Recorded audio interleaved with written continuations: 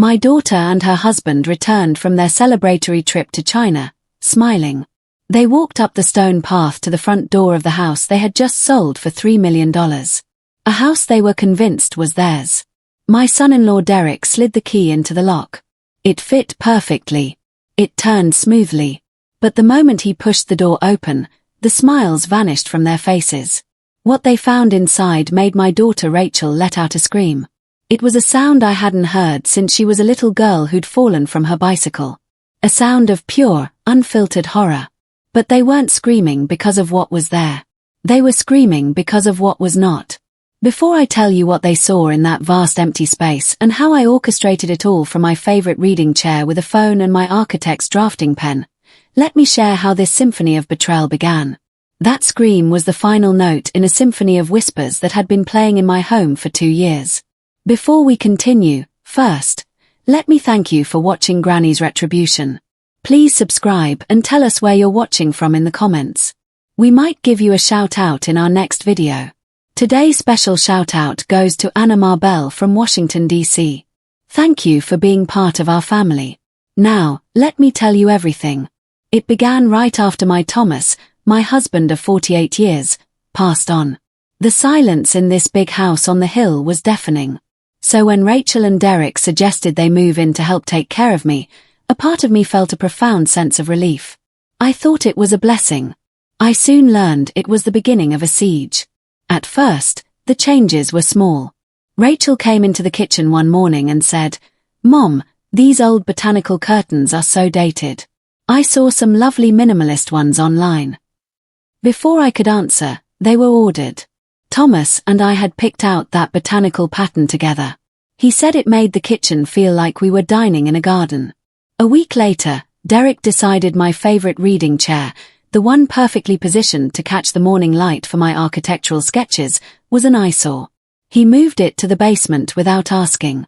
"It just ruins the clean lines of the living room, Maggie," he said, patting my shoulder as if we were partners in the decision. Slowly, piece by piece, the house began to feel less like mine, less like ours. It felt like a showroom where I was a temporary occupant whose preferences were politely ignored. Rachel, my own flesh and blood, seemed to shrink in her husband's presence. She would start to say something, catch Derek's eye, and her thought would just trail off into a hesitant smile. They were a team, and I was slowly realizing I wasn't on it. I was the project, the problem to be managed. The whispers grew louder. Derek's voice carried from the porch at night while he was on the phone. "It's a prime piece of real estate. Gentrification is pushing values through the roof. An asset just sitting here." He never spoke of it as a home. It was always an asset, a number on a spreadsheet. My life's work reduced to a market estimate. Then the gentle suggestions started. Each one a small needle probing for weakness. It began with the garden. I was out back tending to Thomas's rose beds. My hands deep in the earth where I felt closest to him. Derek came out holding a tablet. "Maggie, you really shouldn't be out here digging in the dirt at your age. What if you fell? No one would know." He said it with a tone of deep concern, but his eyes were on the size of the yard, calculating its square footage. He wasn't worried about my health. He was worried about his investment. A few weeks later, it was my car keys. I was heading out for my weekly lunch with some old friends from the Architectural Association. Derek stopped me at the door. "Hey, where are you headed?" he asked, his smile never quite reaching his eyes. I told him. He nodded slowly. "You know, I was reading an article about reaction times in drivers over 70. It's pretty scary stuff. Why don't I hold on to these for you? I can drive you anywhere you need to go, just for safety." He held out his hand, not as a request, but as a demand. I looked at my daughter, who was standing in the kitchen, pretending to be busy with the coffee maker. She wouldn't look at me. In that moment, I felt the walls of my own home closing in. I gave him the keys. I didn't want to cause a fight. I now understand that avoiding a fight was the most dangerous thing I could have done. The talk about money became constant. Derek would sit at the dinner table scrolling through his phone. "Did you see what the Patterson place down the street sold for? $3.2 million. Maggie, this isn't just a house. It's a portfolio." He spoke as if I were a child who didn't understand the value of things. I who had designed custom homes for decades. I who had personally drawn every blueprint for this very house. I would just nod and continue eating, the food tasteless in my mouth. Each comment was a small act of erasure, an attempt to chip away at my competence, to make me a frail old woman who needed saving from herself. They weren't just taking over my house. They were trying to take over my identity. Some nights, when the house was quiet and they were asleep, I would walk through the rooms alone. I'd run my hand along the custom millwork I had specified myself. I'd stand in the doorway between the kitchen and the living room where Thomas and I had marked our children's heights in faint pencil lines. You could still see them if you caught the light just right. This house was a living record of our life together. It was built with my first major commission fee, every detail a testament to a promise I made to Thomas when we were just young architects with nothing. I told him I would design us a masterpiece, a place so thoughtfully crafted no storm could ever shake it. A place where our family would always be safe. I would stand there in the dark, the faint scent of Thomas's woodworking polish still clinging to the built-ins, and I'd feel his presence. I'd remember his laughter echoing in the hall. I'd remember the day Rachel took her first steps on this very floor. The house wasn't an asset. It was a sanctuary. It was a promise. And as I listened to the quiet hum of the refrigerator, I knew deep in my bones that I was not just fighting for a piece of property. I was fighting for the soul of my family. I was fighting to keep my promise to Thomas. They saw a price tag. I saw my entire life. And I knew I would have to make a choice. The breaking point arrived on a Tuesday. It was an ordinary evening. We were sitting at the dinner table, the one Thomas had custom built to match my kitchen design. Derek had opened a bottle of expensive wine, something he did when he was about to make a move. He cleared his throat after taking a long sip. "Maggie," he began, his voice smooth and practiced. "Rachel and I have been talking. We're worried about you, and we've been thinking about the future, about how to best protect everything." He gestured vaguely around the room. "We think it's time we formalize things. For your protection, of course. We should look into getting me power of attorney. And maybe we can set up a new trust, something more modern that I can manage for you. It would take all the stress off your shoulders." The air grew thick and heavy. I looked at Rachel. She was staring intently at her plate, pushing a piece of chicken around with her fork. She wouldn't meet my gaze. She was a willing accomplice in her own mother's dispossession. I put down my silverware, the clink echoing in the sudden silence. I looked directly at Derek. This man who saw my life's work as a line item in his portfolio. This man who saw me as an obstacle to be managed. I let the silence stretch, letting him feel the weight of his own audacity. Then I gave him my answer. It was a single word, delivered with a calm I didn't know I possessed. "No." The phone rang on a Thursday afternoon, piercing the comfortable quiet of my home office. I was reviewing some old architectural drawings, a passion of mine since my working days. I saw Rachel's picture on the screen and felt a familiar mix of hope and weariness. I answered. "Hey, Mom," she said.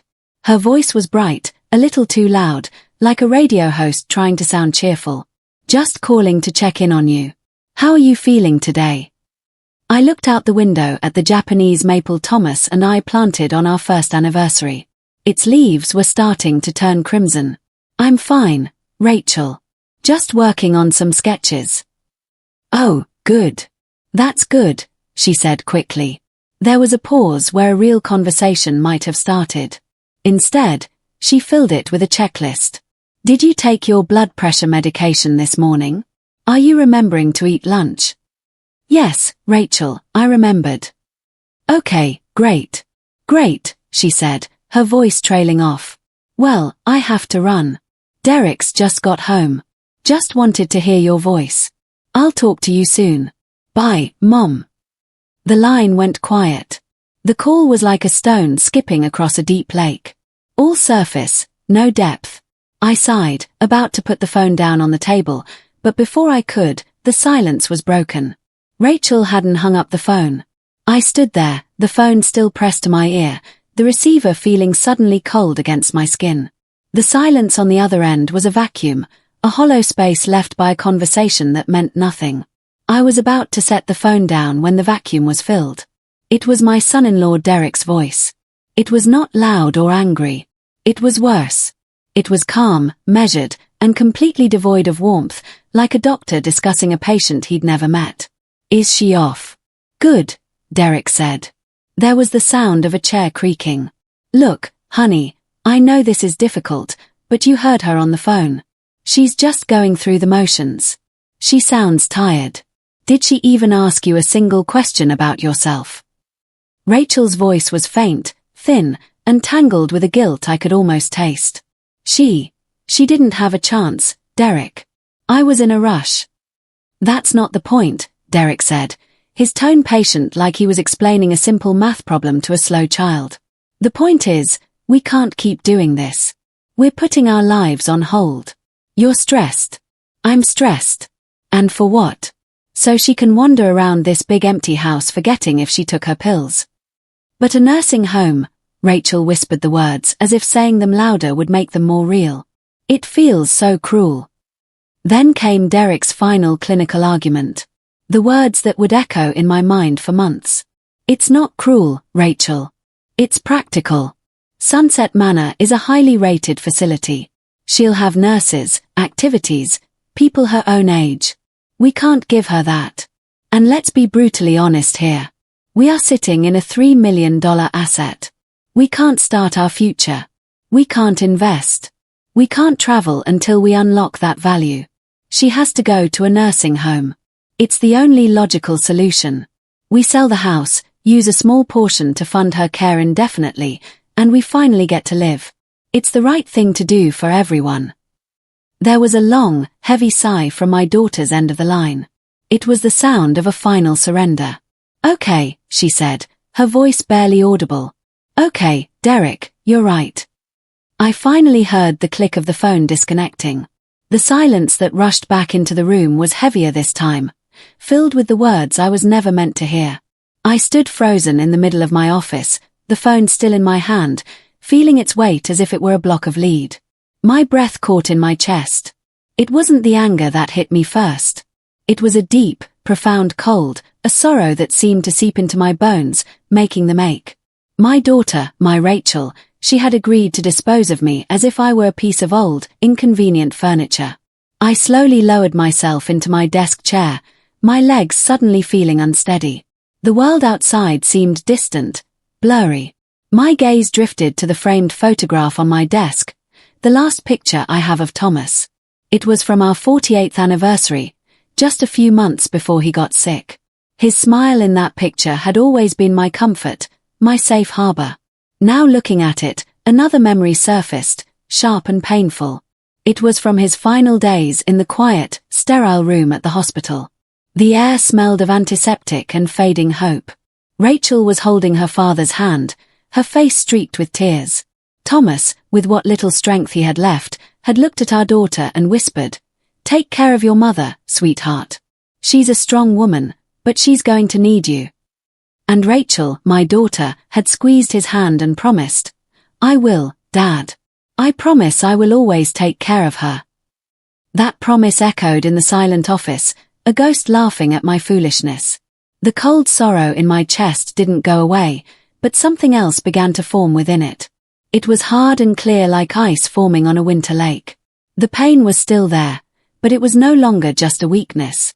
It was becoming a foundation. I was not just some old woman to be managed. I was Margaret Chen. I was the keeper of Thomas's memory. I was the architect of this house and this life. And they thought they could just erase me. A quiet resolve settled over me, calm and absolute. This was not about revenge. This was about justice. This was about honoring a promise my daughter had forgotten. My hand stopped shaking. I looked down at the phone, no longer a source of pain, but now a tool. I unlocked the screen, scrolled through my contacts, and my thumb stopped on a name I hadn't called in over a year. Victoria Hayes. I didn't press call. Not yet. I just looked at her name. The architect in me began to stir. It was time to draw up a new set of plans. The morning after the phone call, I woke up before the sun. The grief was still there, a heavy weight in my chest. But it was no longer a fog. It was a whetstone. And on it, I was sharpening my mind. If they wanted a frail, forgetful old woman, then that is exactly what I would give them. My career was spent designing structures built to last for a century. Now, my final project would be to construct a fiction, a character so believable it would lead my own daughter to a truth she could not escape. The performance began at breakfast. I sat at the table, my hand trembling ever so slightly as I reached for my coffee. Derek was reading the financial news on his tablet, and Rachel was listlessly stirring her yogurt. I picked up my spoon to eat my oatmeal, and just as it neared my mouth, I let my fingers go limp. The spoon clattered onto the tile floor. Rachel let out a heavy, exasperated sigh. "Mom, be careful." Derek didn't even look up from his screen.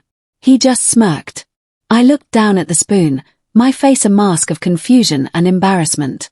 "Oh," I mumbled. "Silly me. It just slipped." Derek glanced at Rachel with a look that said, "See, this is what I'm talking about." They saw a symptom.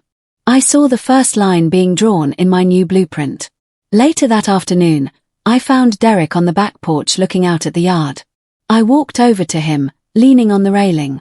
"Looks like we might get some rain," I said, squinting at the perfectly clear blue sky. He gave me a strange look. "The forecast says sun all week, Maggie." I nodded slowly as if processing the information. An hour passed. I found him again in the living room. I walked in and looked out the same window. "Sky's looking a bit grey," I said to him, my voice uncertain. "Think it might rain." Derek put down his phone and looked at me with an air of profound patience that was more insulting than any anger. "Maggie, we just talked about this. It's not going to rain." He spoke slowly, loudly. I just shook my head as if to clear it. Right. Sorry, dear. My mind is all over the place today." Each repeated question was another element I placed in my design, weighing down their certainty, making their cruel plan seem not just logical, but compassionate. The mail became a daily performance piece. Derek would bring it in and sort through it. One day, he handed me an envelope, the electric bill. I stared at it, turning it over in my hands. I held it upside down. "What's this for?" I asked, my brow furrowed.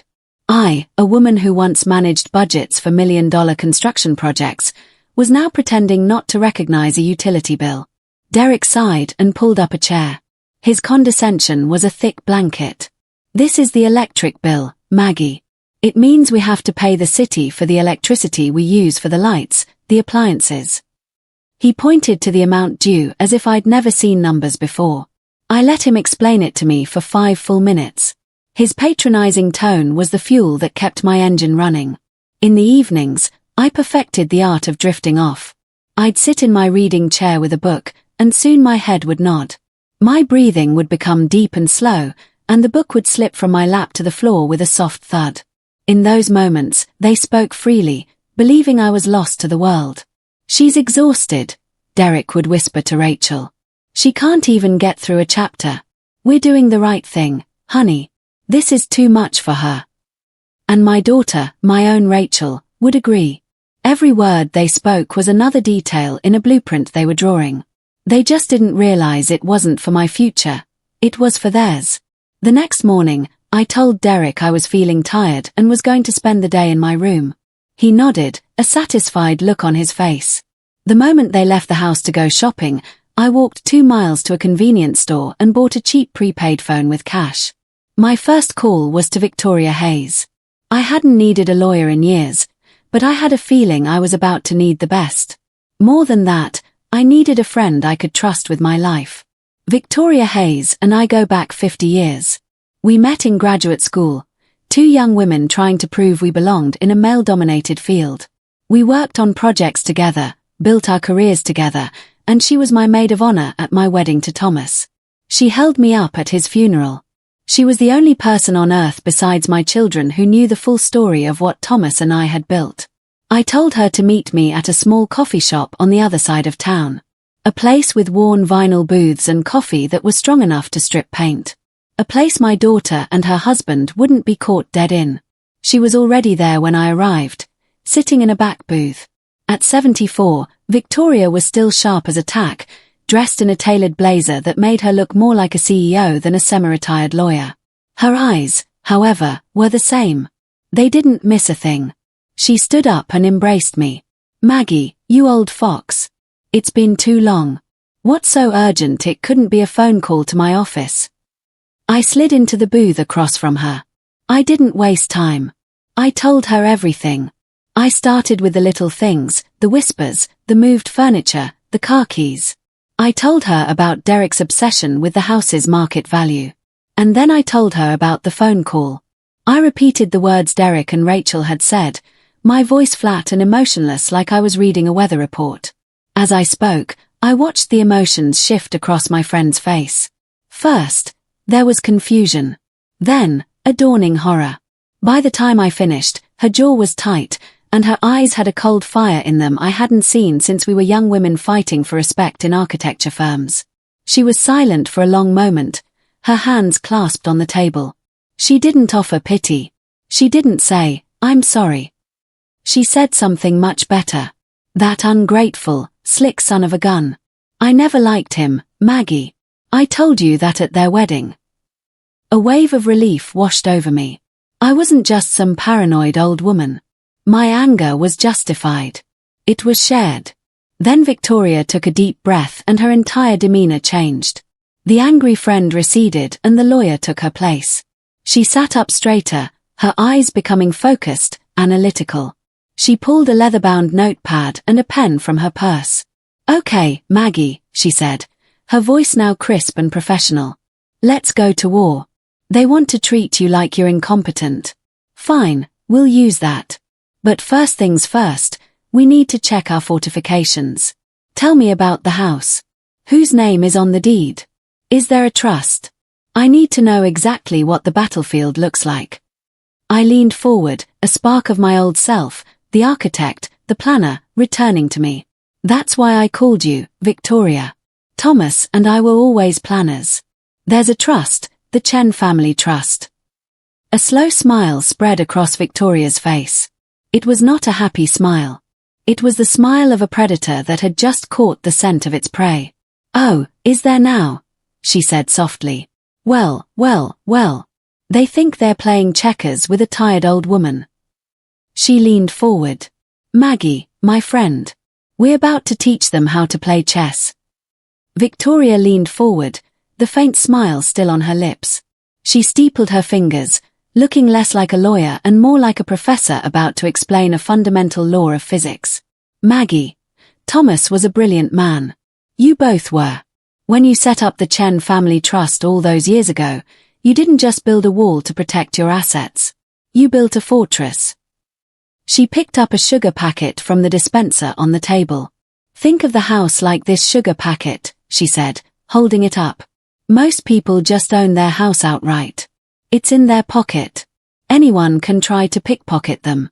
But you and Thomas, you put the house inside a locked steel box. That box is the trust." She placed the sugar packet on the table and put her coffee cup over it. "When you created the box, you made yourselves the only two people with the keys. You were the trustees. When my dear Thomas passed, God rest his soul, his key didn't vanish. Legally, it was passed to you.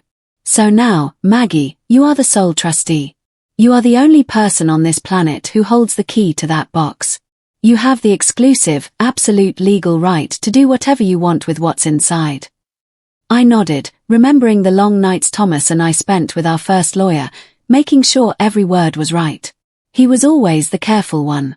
"Belt and suspenders, Maggie," he used to say. "Always be prepared." His voice seemed to echo in that little coffee shop. He was still protecting me.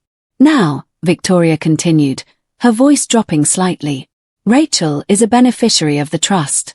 This is the part your slick son-in-law, Mr. Financial Advisor, got wrong. He's an amateur playing in the big leagues. He saw her name on a document and his eyes turned into dollar signs.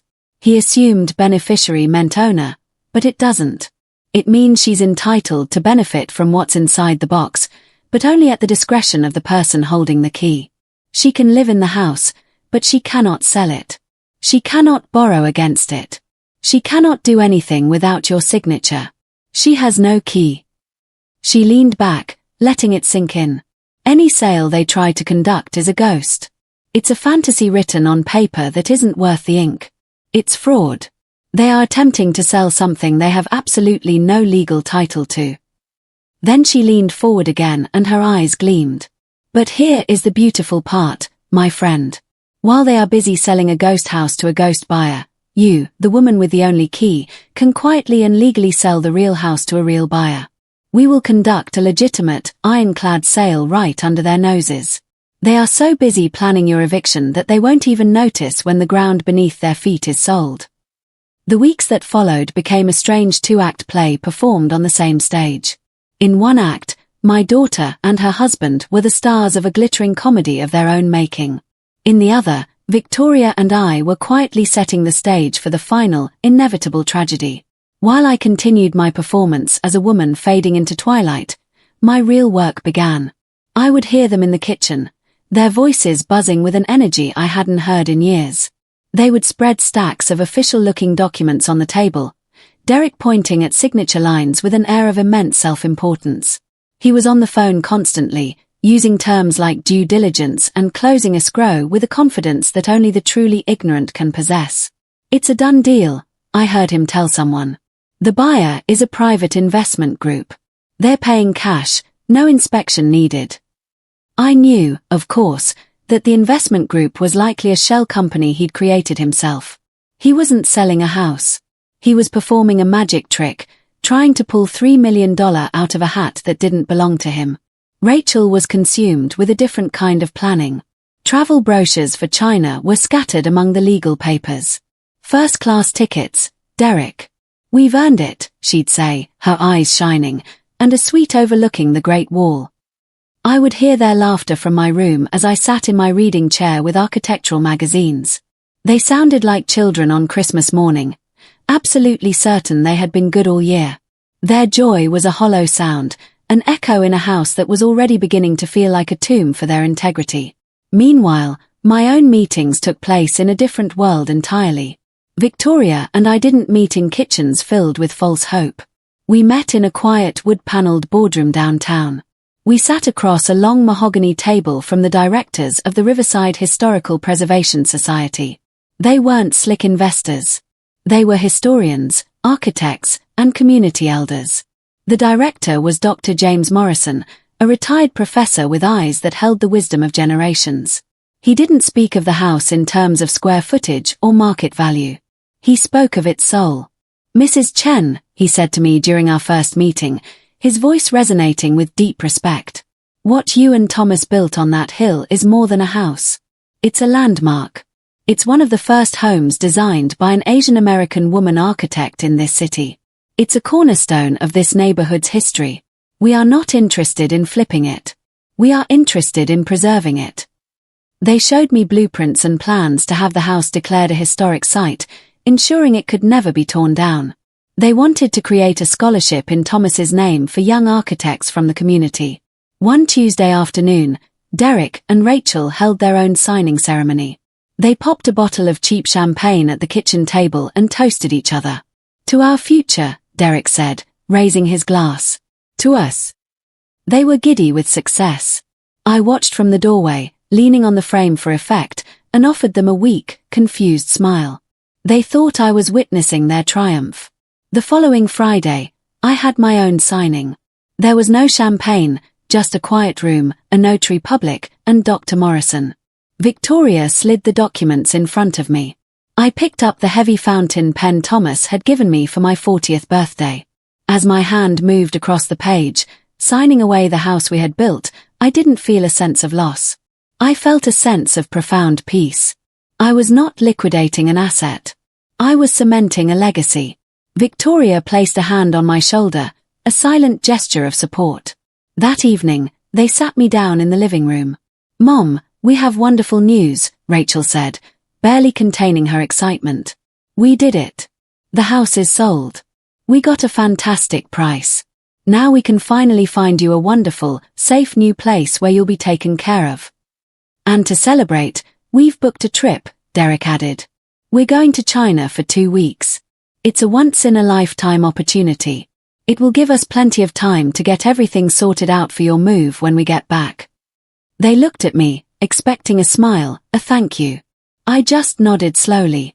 "That sounds nice," I said, my voice deliberately frail. "You two have fun." They had just handed me the final piece of the puzzle, an uninterrupted 2-week window to dismantle their fantasy piece by piece. The day the movers came was quiet. I sat in my reading chair, the last piece of furniture to be loaded, and watched them work. They were professionals, wrapping my life in blankets and boxing it up with quiet efficiency. Rachel and Derek were already in China, sending occasional photos of themselves smiling in front of temples. They had no idea that back home their entire world was being dismantled. When the last box was on the truck and my reading chair was lifted away, I was left standing alone in the cavernous silence of my own life's museum. The truck pulled away and I was alone. The house had never felt so large. Every sound I made, the soft tap of my shoes on the hardwood floor, the gentle rustle of my sweater, echoed in the emptiness. I began my final tour, a silent goodbye to the life Thomas and I had built within these walls. I walked into the kitchen and stood where our table had been for 45 years. I could almost see Thomas there, humming as he prepared his famous Sunday pancakes. I could almost hear the chatter of a young Rachel telling us about her school projects. A house is not just wood and nails. It is a silent witness. I ran my hand along the custom cabinetry I had designed. The wood was bare, but my memory supplied what my eyes could not see. I could feel the phantom pencil marks where we measured Rachel's height year after year until she finally surpassed me. "Look, Maggie, she's a giant," Thomas had laughed. All those years we were celebrating her growth, never imagining she would one day try to cut me down to size.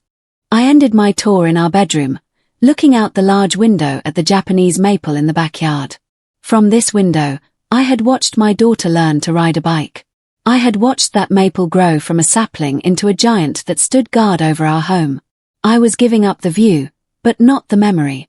There was a profound sadness in that moment, but no regret. To save a thing, sometimes you must let it go. I was not losing a house. I was ensuring its story would be told correctly. I was giving it a new guardian, one that would honor its past in a way my own daughter could not. This was the price of protecting my promise to Thomas. I walked to the front door for the last time. I did not look back. I pulled the heavy oak door shut and the sound of the latch clicking into place was the most final sound I had ever heard. The fortress was now secure. I sat in my reading chair in my new apartment, the one that used to be an eyesore in my old living room. Outside the large window, the city lights were beginning to sparkle against the deep blue of twilight. A cup of jasmine tea rested on the table beside me. I was calm. My phone buzzed with a notification from the airline app. Their flight from Shanghai had landed an hour ago. At that very moment, I knew they were in a taxi, slicing through the evening traffic, heading home. I could picture the scene so clearly. It was as if I were a ghost sitting in the back seat with them. Rachel would be leaning her head against the cool glass of the window, tired from the long flight, but buzzing with restless energy. She'd have that dreamy look in her eyes she used to get as a child thinking about her birthday. Derek would be on his phone, of course, probably checking his bank account for the 10th time. "I can't believe it's real," Rachel would say, her voice a happy sigh. "China was a dream, but I'm so ready to start our actual life." Derek wouldn't look up from his phone, but a smug smile would be playing on his lips. The wire transfer should have cleared while we were in the air. $3 million, baby. Liquid. I told you the plan was solid. I told you I'd handle it. He would finally look at her. "So, have you decided on the color for your new convertible?" Their conversation would be a fantasy shopping list, a boat for him, a new house for them, something modern with lots of glass in a gated community on the other side of town. They would talk about investments and portfolios. At some point, a flicker of guilt might cross my daughter's face. "I feel a little bad for Mom," she might say softly. And Derek, ever the pragmatist, would wave it away. "Don't. We did what was best for her. She's safe. Her care is funded and we are secure. She wouldn't have known what to do with all that equity anyway. It was just sitting there rotting. We're the smart ones, Rachel. We maximized the asset. I imagine those were his exact words. Maximize the asset. He was right in a way. They were smart. They had a plan. They had lawyers and documents. But they had built their entire future on a single faulty assumption. They had read the blueprint upside down. And now they were arriving at their destination. The taxi would turn onto the familiar tree-lined street, and there it would be, my old house, standing on the hill, waiting for them like a prize at the end of a race they didn't realize they had already lost. Look, Rachel would say, a smile in her voice. We're home. I imagined the taxi pulling away from the curb, its red taillights disappearing down the street, leaving them alone in the quiet evening. There would be a moment of stillness, the two of them standing on the sidewalk, looking up at the house, their prize. Derek, with a swagger in his step, would jingle the single key in his hand. Rachel would be smiling, a tired but deeply satisfied smile. They had done it. They had won. I can see them walking up the familiar stone path. Derek would be the one to go to the door. The conqueror returning to his castle. He would select the key. I can almost hear the small metallic scrape as he pushed it into the lock. He would turn his head and give Rachel a confident wink before turning the key. And the lock would turn. A solid, satisfying click, a familiar sound, the sound of a key opening a lock. It was designed for the sound of ownership. Or so he thought. That small detail was a courtesy from Victoria. She wanted them to have that one final moment of absolute certainty before the floor fell out from under them. Derek would push the heavy oak door inward, expecting the familiar scent of jasmine and old books. He would expect to see the warm glow of the lamp on the entryway table. He would expect the comfort of home. Instead, the door swung open into a cavern of echoing silence. The house was a hollow shell. The evening light from the large windows sliced through the empty space, illuminating dust motes dancing in the air where their lives used to be. There were pale rectangles on the walls where pictures had hung for decades. The hardwood floors, once covered with rugs and furniture, were now vast, naked expanses of wood that amplified the sound of their own breathing. Derek's confident smile didn't just vanish. It froze, then crumbled. He blinked once, twice, as if trying to clear a faulty image from his eyes. His first thought, I'm sure, was that they had been robbed. What the hell? He would whisper, the sound swallowed by the emptiness. Rachel would be standing on the doorstep, one hand still holding her luggage, the other flying to her mouth. Her eyes would dart from one empty space to another. The living room to the left, where the sofa and my reading chair should have been. The dining room to the right, where the custom table was gone. It wasn't the chaos of a robbery. This was something else. It was an absence. It was a deliberate, perfect, and terrifying void. Derek would take a hesitant step inside, his expensive shoes making a loud, lonely sound on the bare floor. He would turn in a slow circle, his mind refusing to process the scene. Nothing. It was all gone. Absolutely everything.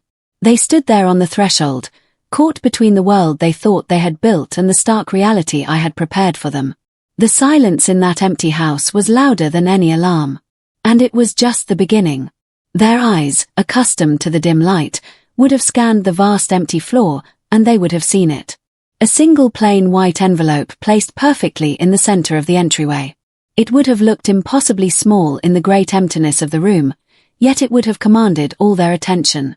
It was not a piece of mail. It was a statement.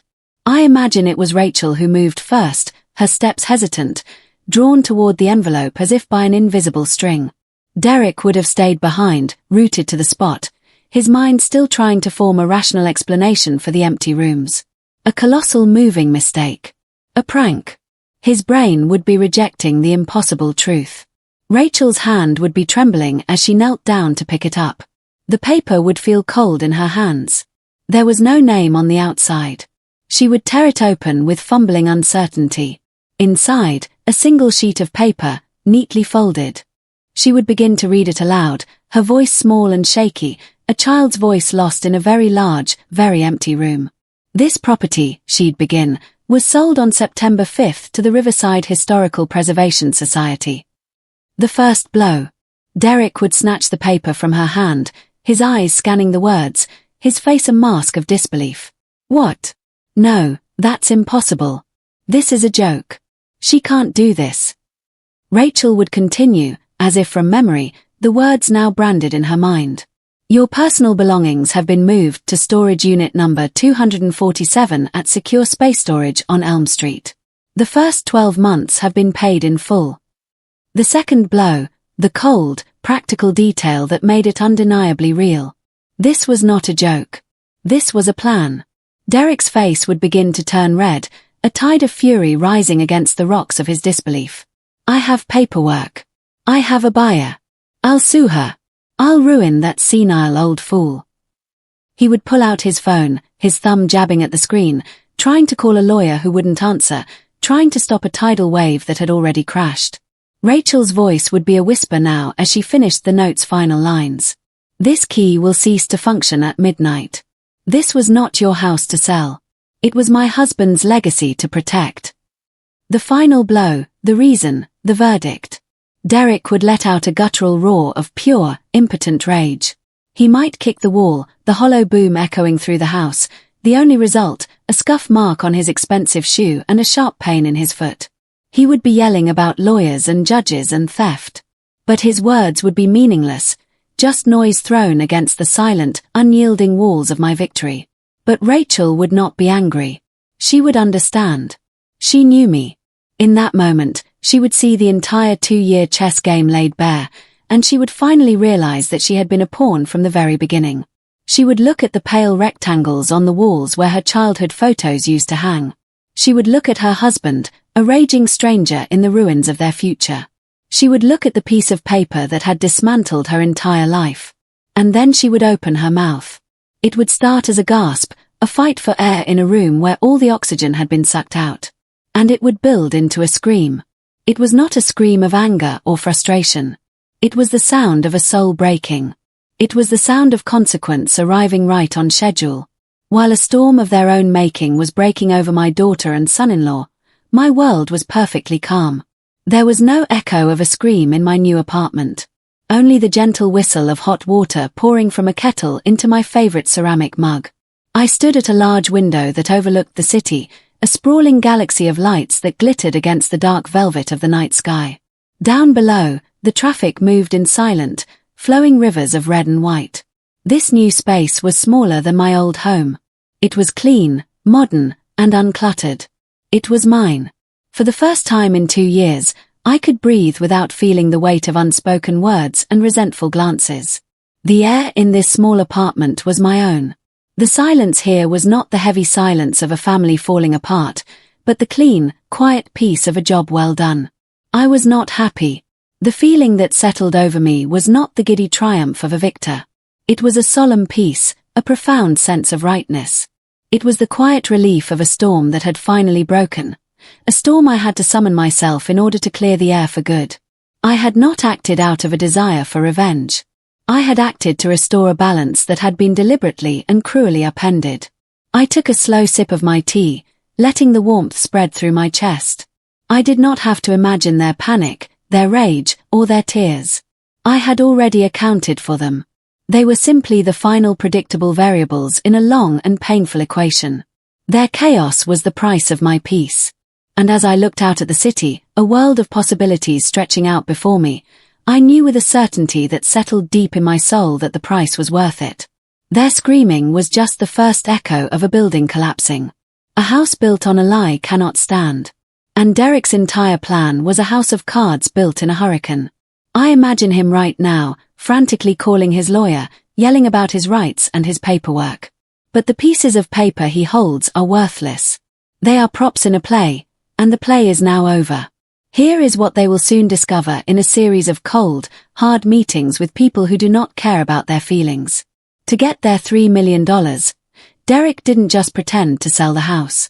He had his ghost company, his private investor, take out a very real mortgage from a very real bank using my house as collateral. This is a serious crime. It's called bank fraud. The bank, believing the sale was legitimate, wired that $3 million to them, the sellers. That was the money they used for their first-class tickets to China. Now, the ghost buyer will not be making any mortgage payments. The bank will come to collect its collateral. They will try to foreclose on the property, but when they do, they will not find Derek and Rachel. They will find the Riverside Historical Preservation Society holding an ironclad, legally executed title. They will find that their multimillion-dollar loan was secured with an asset that the borrower never owned. The bank will not simply forgive and forget. They will turn their full attention and the full weight of their legal team to the people who signed the papers and received the money. The $3 million they thought was their key to a new life is now a colossal debt that must be repaid immediately. And when the bank is finished with them, the district attorney's office will likely begin its own investigation. I did not have to push them off the cliff. I just had to step aside and watch them run towards the edge with their eyes closed, blinded by their own greed. I did not set a trap for them. I simply allowed the trap they set for me, and for themselves, to finally spring shut. They were so busy trying to steal my future, they never stopped to secure their own. The call came a week later. I was watering a new orchid on my balcony when her name flashed on the screen. For a moment, I considered not answering, but I knew I had to. This was the last piece of the old structure that needed to be brought down before I could truly build anew. I answered and said nothing. On the other end, there was only the sound of ragged, difficult breathing, then a sob. "Mom." Rachel's voice was broken, a shattered thing I barely recognized. "Mom, I'm so sorry. We. Derek, he told me it was the only way. He said you weren't safe. I was so stupid, Mom. So weak. We've lost everything. The bank, they're taking everything. I'm so sorry." She dissolved into tears, a torrent of regret and self-pity. I listened. I let the silence stretch. Let her feel the full weight of the space she had created between us. I did not yell. I did not say, "I told you so." When her sobbing finally subsided into small, hitched breaths, I spoke, my voice calm and even. "I hear you, Rachel." Another silence. I could feel her waiting for more, for forgiveness, for a solution. I offered neither. "The woman you and your husband tried to put in a home is gone," I continued, my words measured and clear. "The mother whose unconditional love you treated like a bank account is gone. If we are ever to have a relationship again, it will be a new one. It will be built from the ground up on a foundation of honesty, and it will start with respect." "I do respect you, Mom," she whispered desperately. "No, Rachel," I said, my voice gentle but firm. "You don't. But you can learn. Respect is not something you can inherit or demand. It must be earned. The road ahead of you is long and difficult. Whether it leads back in my direction is entirely up to you and the choices you make from this day forward. Goodbye, Rachel." I ended the call before she could reply. I put the phone down, not with anger, but with a sad finality. The door to our old life was now locked. If she wanted to build a new one, she would have to find the tools herself. In the end, I had to give the house away to truly save it. It sounds like a contradiction, I know. I could have left my daughter a fortune in property, a $3 million inheritance. Instead, I hope I've left her with something far more valuable, the costly, painful lesson of consequence. It is a lesson she will spend years, perhaps the rest of her life, trying to understand. A true legacy is not something you can sell or have appraised. It is not written in a will. It is written in your actions. It's the quiet dignity you refuse to surrender. It is the honor you live by and the respect you command, not with your money, but with your character. They tried to take my home, but in doing so, they forced me to remember what my real home was built on. It was built on the foundation of my own self-worth. I sold a house, but I reclaimed my life. I am 73 years old and I am building again. This time on a foundation no one can ever take from me. This story is a powerful reminder that the greatest betrayals often come not from enemies, but from family who take love for granted. It teaches us that a person's worth is not measured by their age or perceived weakness, but by their character and resilience. When pushed to the brink, quiet wisdom and meticulous planning are far more formidable weapons than loud emotional reactions. It underscores a crucial truth. Respect is the non-negotiable foundation of any relationship. And when it is broken, the entire structure is destined to collapse under the weight of its own greed. Margaret Chen's story reminds us that sometimes the greatest act of love is teaching someone the consequences of their choices, even when it costs us everything we thought we couldn't live without.